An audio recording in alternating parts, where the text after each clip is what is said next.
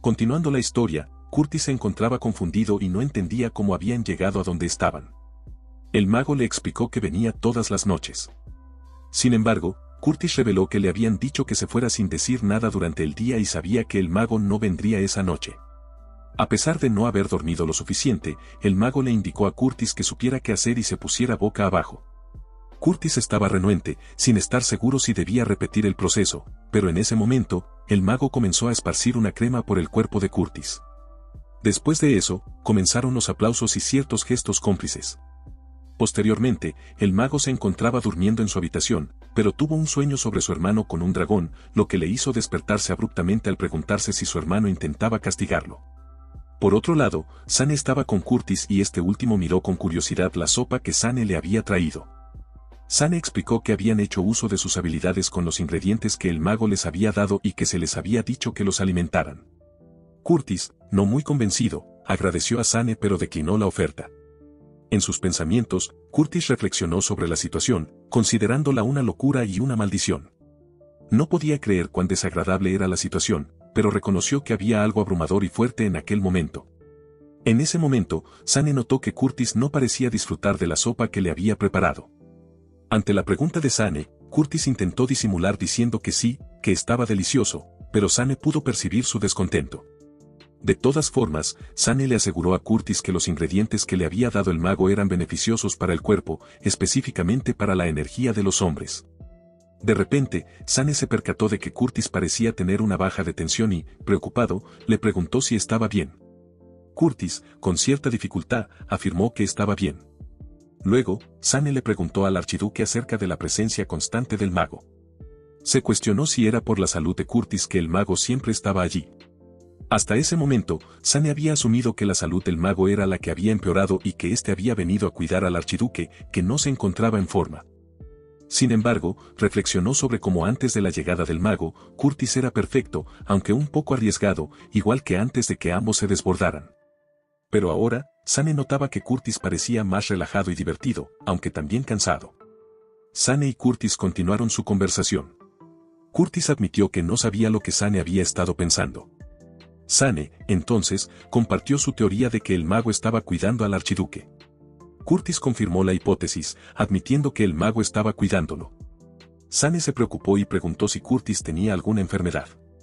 Sin embargo, Curtis le aseguró a Sane que nada era serio y que estaba bien gracias a la ayuda del mago. En ese momento, Sane tomó la mano de Curtis y con un sincero compromiso, le prometió a Curtis que siempre estaría allí para él y le pidió que si algo pasaba, por favor, que se lo comunicara. Curtis agradeció a Sane y se disculpó. En su mente, sin embargo, reflexionaba sobre cómo podía decirle a Sane que tenía una maldición que le inflamaba un gran deseo todas las noches. Era un secreto que no podía compartir con nadie. Más tarde, Curtis estaba en su habitación, reflexionando sobre sus circunstancias. Se preguntó si tendría que usar su pectoral nuevamente esa noche. Examinando el fuego en su habitación, notó algo extraño. Una energía familiar emanaba del fuego y reconoció que era de Nasir. Encontró una nota y una pequeña bolsa. La nota decía que Nasir estaría ausente por un tiempo y que si Curtis inhalaba el polvo adjunto, podría dormir. En su mente, Curtis se cuestionó si esto tenía que ver con los eventos del día anterior. A pesar de su resignación, tomó la bolsa de polvo mágico y la olió. Casi de inmediato, cayó en un profundo sueño. Entonces, el mago entró a la habitación de Curtis. Aprovechando que este último estaba dormido, el mago sacó una daga, tomó el brazo de Curtis y lo cortó ligeramente para obtener su sangre. El mago, al ver a Curtis dormido, se disculpó con él pero afirmó que tenía trabajo que hacer. Necesitaba terminar su investigación lo antes posible y no podía permitirse distracciones. A la mañana siguiente, Curtis despertó sintiéndose cansado y con el cuerpo sensible. Comparó esta sensación con los sueños que solía tener. Agradeció en silencio al polvo que había inhalado antes de dormir porque le había permitido descansar bien. Mientras observaba la pequeña bolsa de polvo mágico, recordó que hacía un mes que Nasir, el mago, no venía por las noches. Aunque la herida ya no estaba, Nasir todavía no se había puesto en contacto. Pero Curtis sabía que no era momento para preocuparse por eso, tenía mucho trabajo por hacer ese día. Posteriormente, ya en su trono de archiduque, Curtis recibió información de Sane quien estaba a su lado dictando puntos de agenda. Sin embargo, Sane notó que Curtis parecía comportarse de manera extraña y le preguntó si estaba bien. Curtis reaccionó de manera defensiva, le pidió a Sane que no lo tocara y se disculpó diciendo que estaba un poco cansado. Le indicó a Sane que iría con él y que debería reunirse con el líder. Después de esa interacción, Sane se dirigió a la casa del mago. Reflexionó sobre cómo habían pasado un mes sin que Nasir los molestara y que nada fuera de lo común había sucedido antes de eso. Llamó a la puerta, solo para ser lanzado por una explosión causada por el mago. Confundido y aturdido, Sane contempló los restos de la puerta dañada y se preguntó qué había pasado. Sane encontró una nota en la puerta que decía, no interrumpir. Estoy trabajando. Frustrado, Sane comentó que solo tenía que escribir eso y se preguntó por qué el mago había puesto una extraña magia en su puerta. De repente, se escuchó una voz desde la casa del mago pidiendo ayuda para el archiduque, quien parecía estar perdiendo su salud de nuevo. Al oír esto, comentó que no parecía alguien que dejaría en paz al archiduque y se marchó. Más tarde esa noche, el mago estaba con Curtis. Mientras este último dormía, el mago reflexionaba en su mente sobre cómo Curtis había perdido peso. Planeaba sacarle sangre más tarde y pensaba que si se separaban, la pasión del momento desaparecería. Sin embargo, no podía olvidar la sensación. Hablándole al dormido Curtis, el mago reconoció que hacía mucho tiempo que estaba solo y que eso le hacía pensar en muchas cosas. Quería comprobar si la maldición estaba bien ya que la había estado reteniendo durante un mes y parecía que iba a explotar en cualquier momento. No estaba seguro de lo que debía hacer pero sabía que necesitaría más fuerza. En ese momento, antes de que el mago pudiera hacer algo, Curtis despertó y comentó que había tenido un sueño con Nasir, el mago. Al ver algo en su cama, le preguntó al mago si iba a venir o irse y se lamentó de que ni siquiera lo hubiera despertado. Declaró que no tenía otra opción y que cada vez que pensaba en Nasir, se emocionaba inesperadamente. Y bueno, en ese momento, Curtis comenzó a darse mucho cariño pensando en el mago, pues este lo ponía contento, guiño guiño, y además a ese suceso se unió el mago que llegó al lugar, y bueno ya saben qué pasó, guiño otra vez. Al día siguiente, Curtis se encontraba entrenando con la espada en el campo de batalla. Cuando terminó, su compañero le preguntó preocupado por su súbita agresividad. Curtis confesó que sentía que se había vuelto lento y que no podía descuidar su entrenamiento. En su mente, sin embargo, estaba atrapado en pensamientos sobre Nasir. Sentía que pensar constantemente en el mago era demasiado para su vida cotidiana y se emocionaba cada vez que lo hacía. Se dio cuenta de que se había vuelto adicto a Nasir, estaba adicto a los magos, lo cual era peligroso. Su compañero interrumpió sus pensamientos para asegurarle que no había nada de qué preocuparse, ya que su habilidad con la espada seguía siendo buena. Curtis cambió de tema y preguntó por otros asuntos, preguntándose si su compañero había evitado alguna responsabilidad debido al combate. Su compañero le tranquilizó, explicando que había sido enviado a patrullar el bosque porque se rumoreaba que había muchas bestias en esos días. Antes de que pudiera responder adecuadamente, el compañero observó a Curtis de pies a cabeza y le extendió una toalla. Curtis comenzó a agradecerle, pero un fuerte dolor en su abdomen interrumpió sus palabras. Un resplandor emergió de su vientre, reflejando una marca misteriosa. Al ver esto, su compañero preguntó con preocupación si el archiduque estaba bien. Curtis restó importancia al incidente, afirmando que simplemente había tropezado.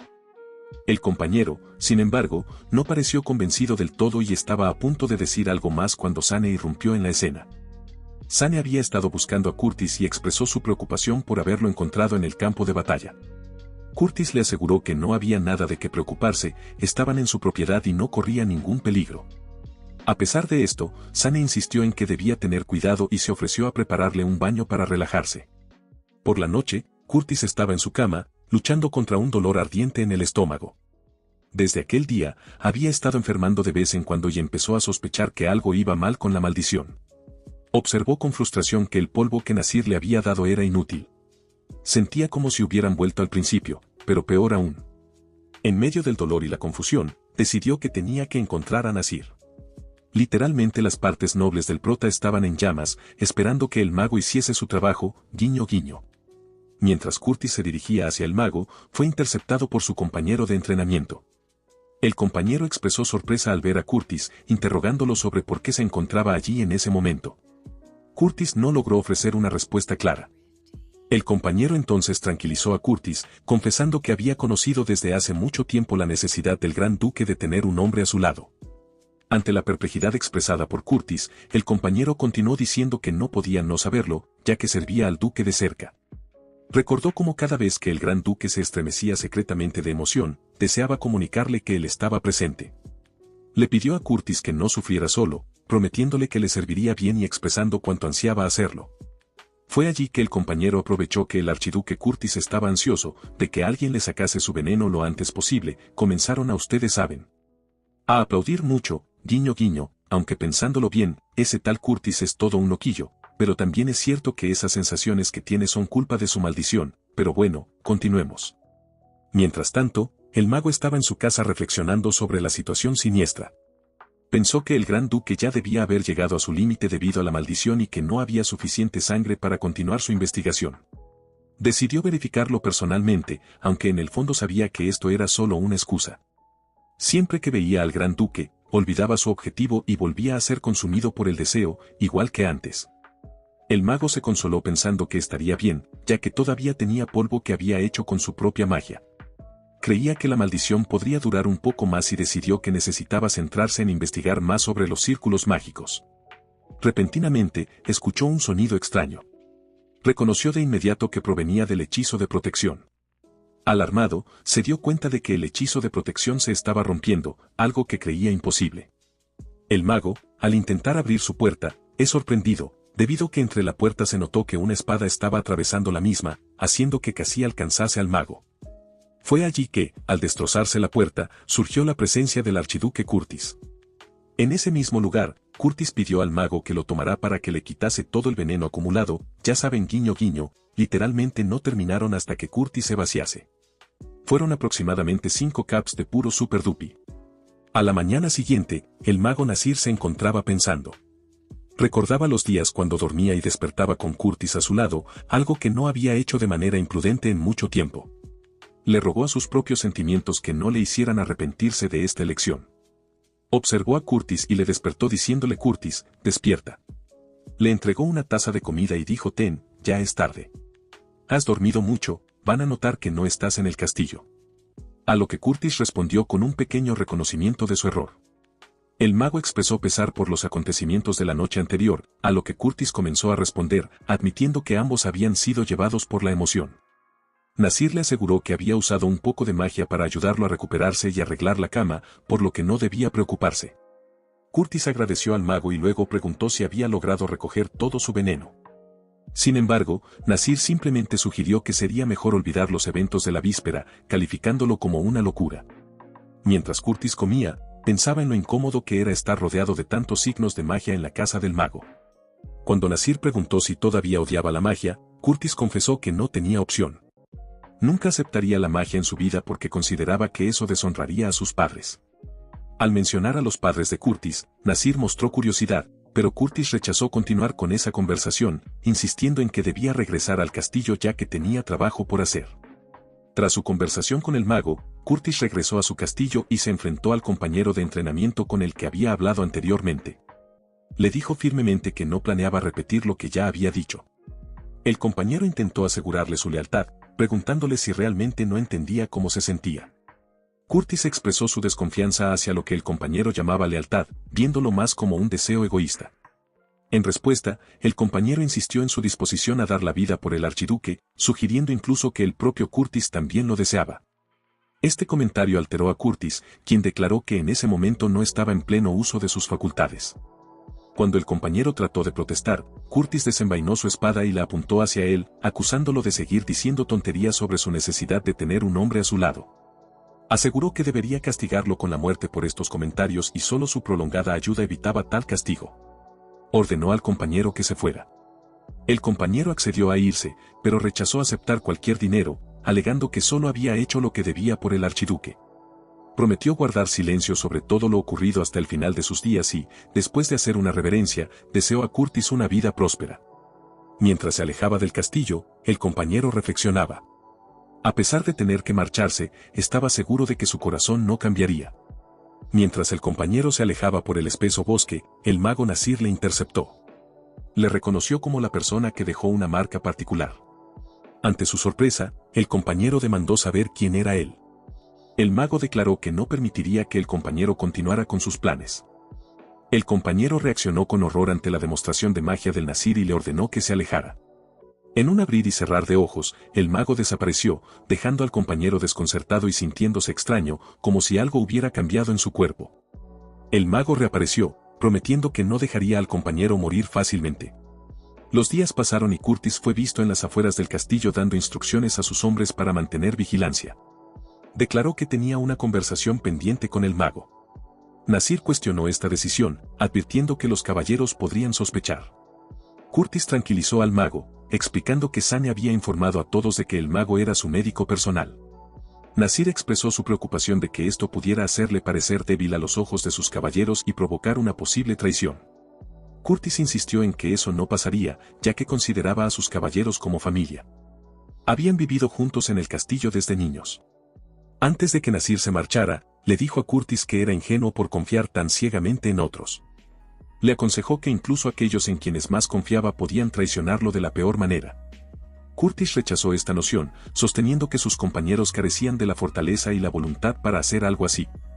Curtis también cuestionó si Nasir era realmente mayor que él, ya que parecía más joven. Nasir respondió que tanto los magos como los criminales podrían convertirse en villanos cuando se les presentara la oportunidad.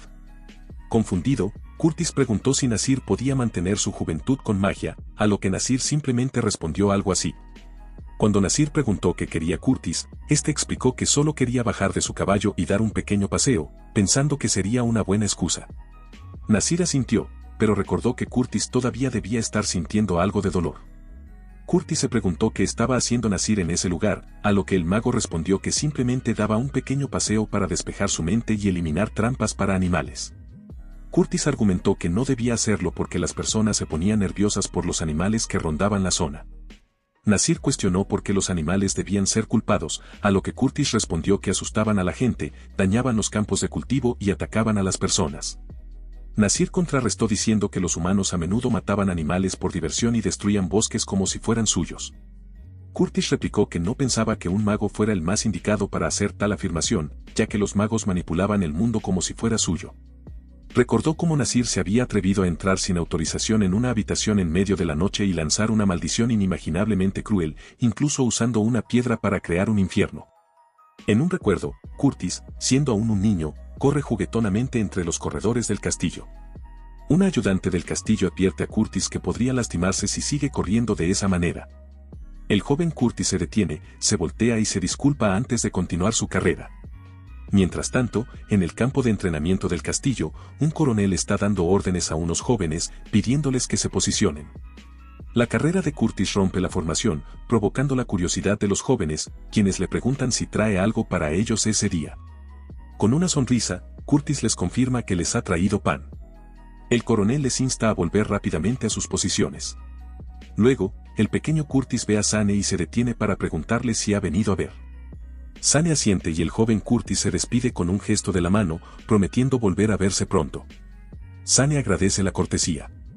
Posteriormente, Curtis llega donde sus padres y corre hacia ellos con efusión. Su padre lo levanta en sus brazos, provocando que los panes que llevaba Curtis caigan al suelo. Curtis explica que había traído los panes para sus padres. En ese momento, un hombre encapuchado utiliza su magia para ayudar a recoger los panes de Curtis y se los entrega con palabras amables. Curtis agradece al hombre por su ayuda y luego le entrega los panes a sus padres. Su padre prueba el pan y le da las gracias a Curtis, complacido con el sabor delicioso. Curtis, aún un niño, se da la vuelta y ofrece un pan al hombre encapuchado, quien acepta con un simple ok. Una vez que Curtis y sus padres se alejan, el hombre encapuchado deshace el gesto amistoso aplastando el pan con sus pies. Según Curtis, Nostura siempre había sido una tierra de dragones con una increíble fuente de magia fluyendo a través de ella. Era una ciudad frecuentada por magos en busca de relajación e investigación. Debido a esto, los magos inteligentes solían reunir allí materiales mágicos raros. La ciudad era conocida como la más grande en términos mágicos, con la excepción de la capital donde estaba el gremio de magos. Por tanto, estaba familiarizado con la magia y veía a menudo a los magos utilizándola. En otro recuerdo, el pequeño Curtis asiste a una feria con su padre. Al reconocer al hombre encapuchado de antes, Curtis se acerca y saluda. Al ver que el hombre lleva muchos libros pesados, Curtis se ofrece a ayudar, pero el hombre declina. Aún así, Curtis insiste en acompañarlo hasta donde se aloja. Sin embargo, al tomarle la mano, Curtis tropieza, provocando que los libros del hombre caigan al suelo. Curtis se disculpa de inmediato. Justo entonces, aparece otro hombre que reprocha al encapuchado por no ser capaz de sostener las cosas. El hombre encapuchado, sin embargo, sonríe y elogia a Curtis por su voluntad de ayudar desde tan temprana edad, prediciendo un futuro brillante para Nostura. Curtis, a pesar del cumplido, expresa su desaprobación por pegar a un compañero. El hombre encapuchado explica que la relación entre los magos y sus aprendices es especial y que hay cosas que Curtis aún no puede comprender. Finalmente, Curtis recoge un libro del suelo y se lo entrega al hombre encapuchado, quien agradece de nuevo. Curtis le asegura que si tiene algún problema en el futuro, puede buscarlo para recibir ayuda. El jefe de los magos se dirige al hombre de la túnica con una mezcla de desdén y diversión. Le comenta acerca de su predicción correcta acerca de ciertos individuos arrogantes que disfrutan siendo hipócritas, haciendo especial mención a ese mestizo. Le pregunta qué le dijo Curtis y el hombre de la túnica responde que Curtis le ofreció su ayuda si tenía algún problema. El jefe de los magos ríe ante esto, calificándolo de tonterías. Con un giro dramático, el jefe de los magos saca a relucir un diamante brillante y proclama con confianza que pronto pondrán fin a todo esto. Sugiere que es su oportunidad para eliminar a la familia de Curtis, revelando así sus verdaderas intenciones. Luego de eso, el pequeño Curtis fue engañado por uno de los magos, debido a que éste le dio ese diamante que habíamos visto hace un momento, y pues ese diamante, al contrario de ser de buena vibra, era un diamante de sangre con una fuerte maldición, por lo que el pequeño Curtis, al ver que sus padres estaban pasando un mal rato, decidió colocarlo cerca de donde ellos estaban durmiendo, porque según lo que le había dicho el mago perverso, ese diamante era de agradecimiento por la amabilidad y que además el diamante según era también de la suerte.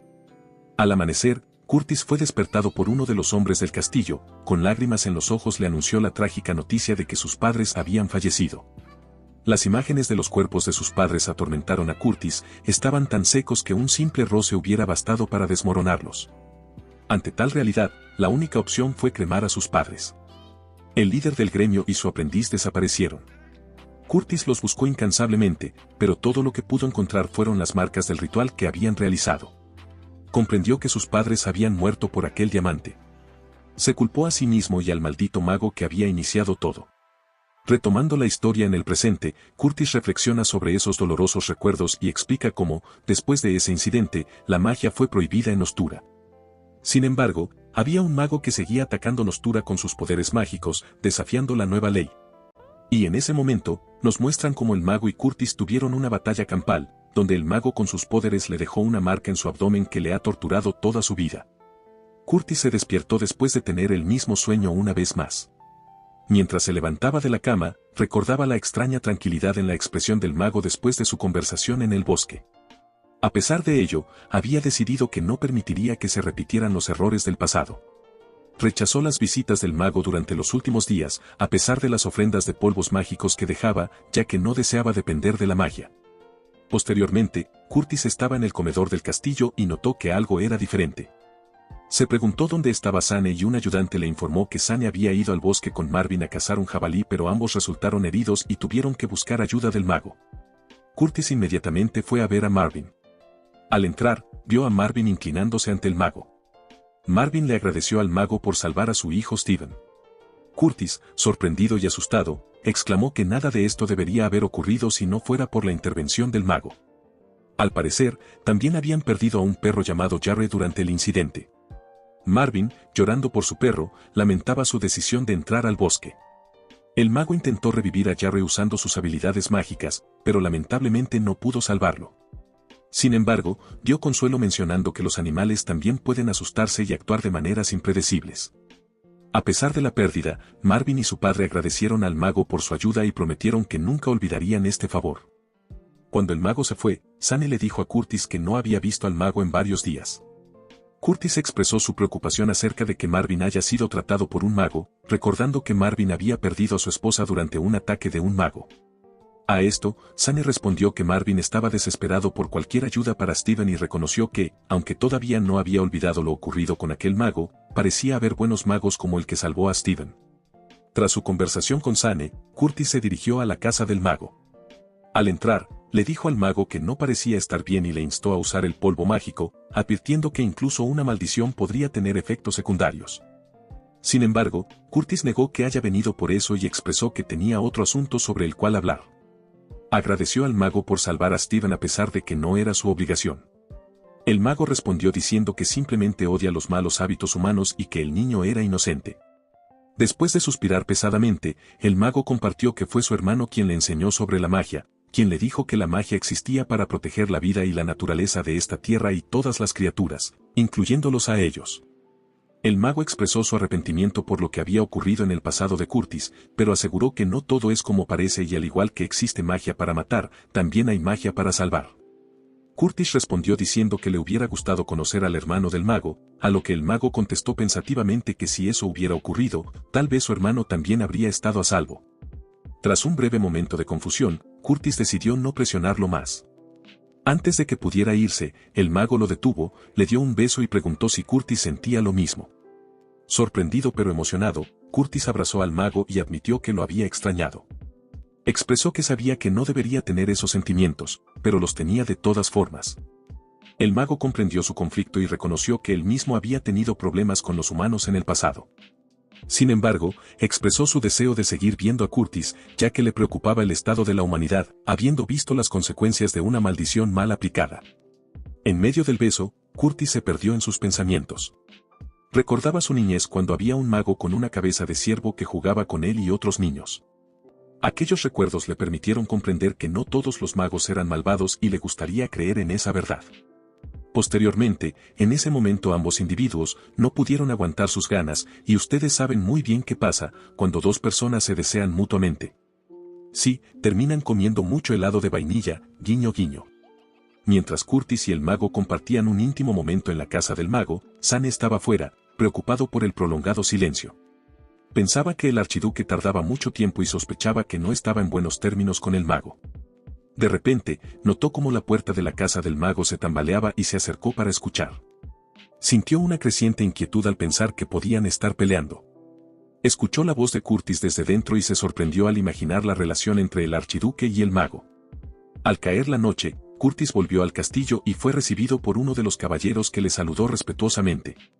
Le agradeció su arduo trabajo y luego vio a Zane. Zane señaló que Curtis llegaba tarde, a lo que éste respondió con sorpresa, preguntándole por qué estaba allí. Zane, preocupado, explicó que no podía mantenerse tranquilo sabiendo que el archiduque estaba solo y sin regresar. Curtis aseguró a Zane que estuvo con el mago pero esto solo pareció exacerbar las preocupaciones de Zane. A pesar de las protestas de Zane, Curtis decidió ir a descansar ya que estaba cansado y todavía se sentía sensible después de un hechizo de limpieza profunda realizado por el mago. Zane, molesto por la situación, agarró la mano de Curtis e insistió en que necesitaba lavarse para evitar enfermarse. Curtis trató de liberarse, argumentando que podía cuidarse por sí mismo, pero Zane se mantuvo firme. En su mente, juró venganza contra el mago. Luego de este encuentro, el mago, que estaba en el castillo, se acercó a Curtis para verificar su estado de salud. Notó que Curtis tenía fiebre y le pidió que se quitara la camisa para examinarlo. Le dijo a Zane que podría retirarse ya que se trataba de un procedimiento delicado. Sin embargo, Zane se negó rotundamente, insistiendo en su deber de servir al archiduque. En su mente, sospechaba de las intenciones del mago hacia Curtis. El mago comenzó su procedimiento de curación en Curtis, advirtiéndole que sus recientes acciones estaban pasándole factura a su cuerpo. Sugirió reducir la intensidad de lo que sea que estaba haciendo a 3 veces al día. Curtis asintió en acuerdo, entendiendo las implicaciones de las palabras del mago. El mago continuó diciendo que creía que Curtis ya se estaba dando cuenta del tipo de relación que tenían. Mientras tanto, Zane, que estaba viendo toda la escena, pensaba para sí mismo que quizás debería haberse ido. Después de un rato, el mago informó a Curtis que su fiebre había bajado un poco. Zane, observando desde un lado, comentó en voz alta que parecía que se llevaban bien ahora. Curtis, sorprendido, le preguntó a qué se refería.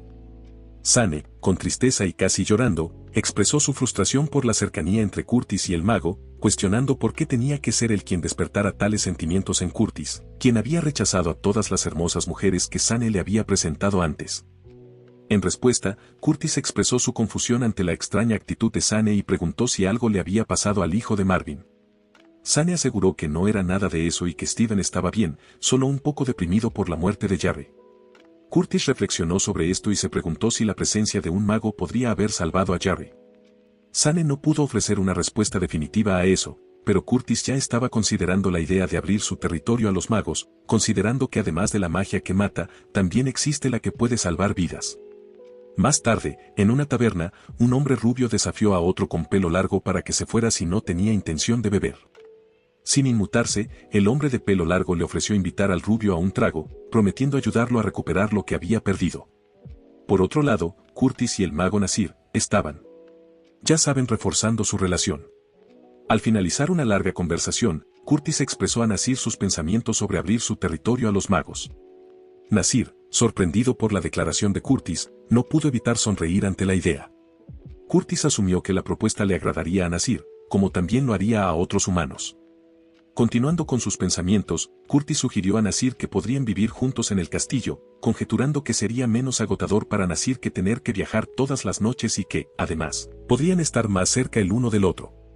Nasir, sin embargo, rechazó la oferta, explicando que su investigación requería que permaneciera en su casa en las afueras del castillo. Al escuchar esto, Curtis interrogó a Nasir sobre la naturaleza de su investigación, preguntándose qué tipo de estudio implicaba la recolección del veneno de un híbrido de dragón. Nasir respondió que no era nada en particular, solo algo que hacía por curiosidad.